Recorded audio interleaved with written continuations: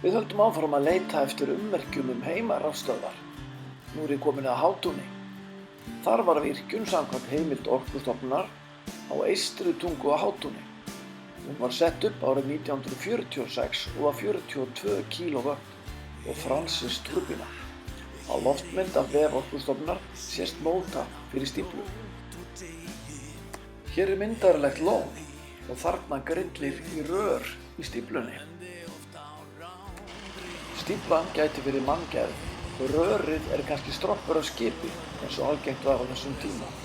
Þarna sést ruðningur sem liggur þarna á ofanverðu og síðan inntakið hérna megin.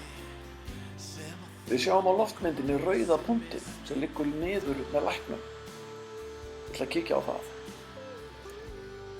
Hingað ég kominn. Einhver ummerki eru hérna og maður sé að glitta þarna í ruðningi sem kemur ofan frá stíflunni. Þetta gæti mögulega verið rétti staður, hver veit.